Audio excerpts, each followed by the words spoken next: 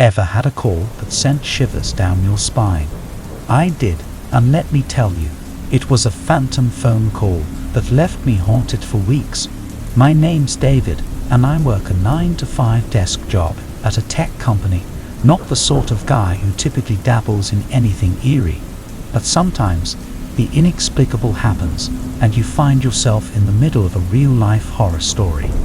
It all began one rainy Wednesday evening. I had just finished dinner and was lounging on the couch, scrolling through my phone, when the call came in. The number on the screen was unfamiliar, and I hesitated before answering. It was an instinctual pause that would later haunt my every thought. "Hello," I said cautiously, but there was no response. Just a low, static-filled noise made my skin crawl. I assumed it was a bad connection and was about to hang up when I heard it, the faintest whisper. "Help me." The voice was desperate, and I could barely make out the words. I asked who it was, but the call ended abruptly, leaving me in a state of perplexity. Had it been a wrong number or a prank call? I shrugged it off, but the unease lingered. The next night, it happened again. Same number, same eerie static, and the same haunting voice. "Help me," it whispered. I racked my brain, thinking I might recognize the voice, but it was impossible. The caller's identity remained a mystery. My curiosity turned to concern, and I asked more questions, but the response was always the same: "Help me," followed by an abrupt hang-up. The phantom phone calls continued, growing more desperate with each passing night. Each time, I tried to trace the call, but the number led nowhere, as if it didn't even exist. The voice grew more pleading, more terrified, and it was as if someone was trapped, trying to reach out from the darkness. I couldn't shake the feeling that something was terribly wrong. My nights were consumed by the phantom calls, and I felt an overwhelming need to help this mysterious caller. But how could I, when I had no idea who they were or where they were calling from? One night, as the voice grew more frantic, I heard a strange noise in the background, a rhythmic thumping like a heartbeat. It was as if the caller was in some kind of peril, and it sent a chill down my spine. I begged for more information, but the response was always the same: "Help me," and then the call would end. The situation reached its breaking point when I received a call in the middle of a work meeting. I had silenced my phone, but it started vibrating on the table in front of me. The number was the same, and I excused myself from the meeting to answer it. "Please, you have to help me." The voice was desperate, on the brink of hysteria.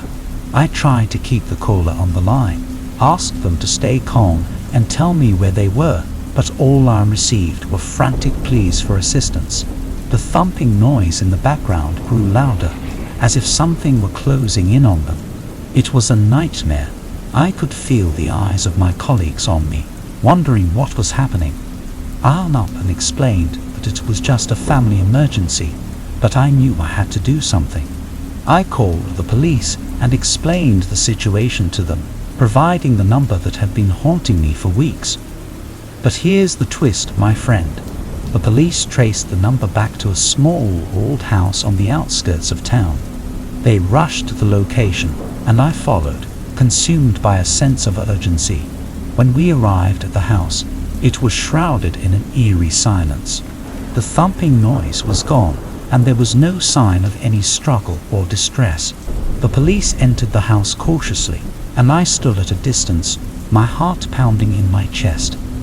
They searched every room, but it was clear that the house had been abandoned for years. There was no one there, no sign of the phantom caller. It was as if they had vanished into thin air. I was left with more questions than answers, haunted by the voice on the other end of the line. Who had been making those calls, and why? What had happened to them, and why had they reached out to me? The phantom phone calls stopped as suddenly as they had begun, leaving me in a state of unease and confusion. I never found out who the caller was or what had happened to them, and the mystery continued to gnaw at me. So next time you receive an unfamiliar call, my friend, remember that it might not be a wrong number or a prank. It could be something far more sinister, a phantom call that leaves you with more questions than answers, and a sense of unease that lingers long after the call has ended. You ever had a call that sent shivers down your spine? I did, and let me tell you, it was a phantom phone call that left me haunted for weeks. My name's John, and I'm just an ordinary guy with a regular job. Nothing extraordinary about me. But sometimes, the inexplicable happens, and you find yourself in the middle of a real-life horror story. It all started on a chilly winter evening. I was settling into my cozy living room, wrapped in my favorite blanket, watching TV when my phone rang. The caller ID displayed an unknown number, and I hesitated for a moment. It was an instinctual pause that would later haunt my every thought. "Hello?" I said cautiously, but there was no response. Just a low, static-filled noise that made my skin crawl. I assumed it was a bad connection and was about to hang up when I heard it, the faintest whisper, "John." The voice was faint, but there was no mistaking it. It was my grandmother's voice. My grandmother had passed away years ago, and her voice on the other end of the line sent a shiver down my spine. I asked who it was, but the call ended abruptly, leaving me in a state of shock. It couldn't be. It was impossible, right? My grandmother was gone. I tried to rationalize it, thinking it was some kind of sick prank, but the unease lingered. The next night, it happened again. The same unknown number, the same eerie static, and the same haunting voice. "John," it whispered. I didn't know what to think. It couldn't be a coincidence. It couldn't be a prank. My grandmother's voice was unmistakable. I asked more questions, but the response was always the same. "I miss you, John," followed by an abrupt hang-up. The phantom phone calls continued, and it became clear that it wasn't just my grandmother's voice. It was the voices of other relatives who had passed away, my grandfather, my aunt, and even my childhood friend who had died in a car accident. They all spoke to me, their words filled with longing and affection. I couldn't explain it, and the mystery consumed me. I wondered if I was losing my mind, or if I had somehow stumbled upon something beyond our understanding. The voices grew more emotional with each passing night, and I couldn't ignore the feeling that they were trying to tell me something important. One night, my late grandfather's voice came through, and he said, "The attic, John. Go to the attic." I knew my grandfather's house had an attic, but I'd never been up there. It was always locked, and I didn't have the key. But that night, I felt an overwhelming compulsion to go to the attic. The voices of my relatives were urging me to go, and I couldn't resist. I searched the house until I found the key to the attic hidden in a drawer. The wooden stairs creaked as I climbed up into the dimly lit space. It was filled with old, dusty furniture and forgotten relics of the past. It felt like a time capsule of memories. In the corner, I found an old chest covered in cobwebs. I reached for it, my heart pounding, and when I opened it, I found a collection of letters and photographs. They were letters my grandmother had written to me, photographs of family gatherings, and handwritten notes from my friend who had passed away. As I read through the letters, I realized that these were the things I had forgotten, the memories that had faded with time. The attic was a treasure trove of the past, and my relatives had guided me there to remind me of the love and connections we had shared. But here's the twist, my friend. Just as I was immersed in the memories, the attic grew colder, and I could see my breath in the air. The voices of my relatives filled the space, and I felt a strange sensation as if they were all around me. And then, in the dim light of the attic, I saw them, faint, translucent figures of my loved ones. My grandmother, my grandfather, my aunt, and my friend. They were smiling, their eyes filled with love and understanding. They reached out to me, and I felt a warmth, a sense of peace, wash over me. It was as if they were saying goodbye, as if they were assuring me that they were at rest and that they would always be with me. The attic filled with a blinding light, and the figures slowly faded away. The voices grew softer, more distant, until they were nothing but echoes in the darkness. I descended from the attic with a sense of closure, a feeling of connection with my departed loved ones that I had never experienced before. The phantom phone calls stopped, and I was left with a sense of gratitude for the messages from beyond. So next time you receive an unknown call, my friend, remember that it might not always be a wrong number or a prank. It could be a connection to something beyond our understanding, a message from the other side, and a reminder that our loved ones are never truly gone. Have you ever received a phone call that sent shivers down your spine? I did, and let me tell you, it was a phantom phone call that had me questioning reality. My name's Mike, and I've always been a skeptic when it comes to the supernatural. But sometimes, even the most skeptical among us can't explain the unexplainable. It all began on a chilly, moonless night. I was curled up on my couch, engrossed in a book, when my phone rang. The caller ID displayed an unfamiliar number, and I hesitated for a moment before answering. It was an instinctual pause that would later have me questioning everything. "Hello," I said cautiously. Silence greeted me, and I could hear only a faint, eerie static on the other end. My gut told me to hang up, but just as I was about to, a whisper came through. "Mike." The voice was soft, barely audible, but it sent a jolt of fear through my body. It was a voice I knew, a voice that was impossible to forget. My best friend Alex. Alex had died in a car accident 5 years ago.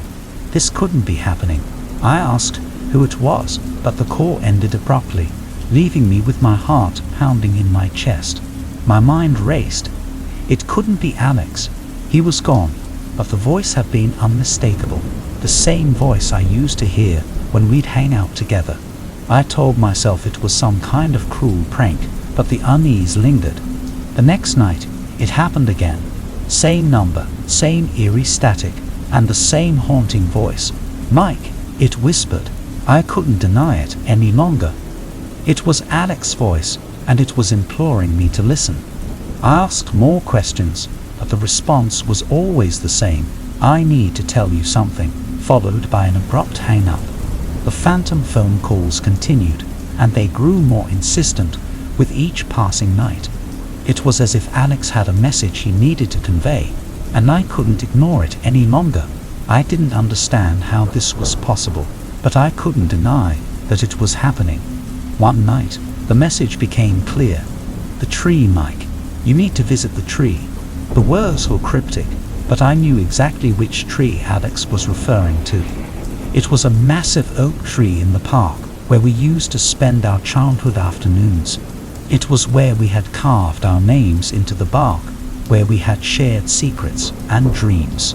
The next day, I drove to the park, my heart heavy with a mix of anticipation and dread. The tree was where I had last seen Alex before the accident. It was a place filled with memories, both joyful and painful. As I approached the oak, I felt a sense of foreboding. It was as if I were walking into the unknown, as if the boundary between the living and the dead was blurring. I reached the tree and found a small weathered envelope tucked into a crevice. Inside the envelope were letters, notes, and drawings that Alex and I had exchanged as kids. They were mementos from our childhood, memories of a time when life was simple and carefree. It was as if Alex was reminding me of the bond we had shared, the friendship that had meant so much to both of us. But here's the twist, my friend. Just as I was immersed in the memories, I heard laughter behind me. I turned to find my friends, grinning like Cheshire cats. It was all a prank, an elaborate ruse to convince me that Alex was reaching out from beyond. They explained how they had used voice-changing software, how they had researched our childhood and planted the envelope at the tree. It had all been a setup, a grand illusion to play on my skepticism and fear. Part of me was relieved, but part of me was furious. They had exploited my memories, played on my emotions, and made me believe in the impossible. It was a cruel prank, and I couldn't believe they had gone to such lengths to pull it off. The phantom phone calls were revealed to be nothing more than a sinister joke, and I was left questioning the nature of reality. It had all seemed so real, so uncanny, and I couldn't shake the feeling that there was more to the story. So next time you receive a mysterious phone call, my friend, remember that it might not always be what it seems. It could be a prank, a test of your beliefs, or a reminder that reality is often more complex than we can fathom. And be wary of those who play with your emotions, for they might lead you down a path of uncertainty and doubt.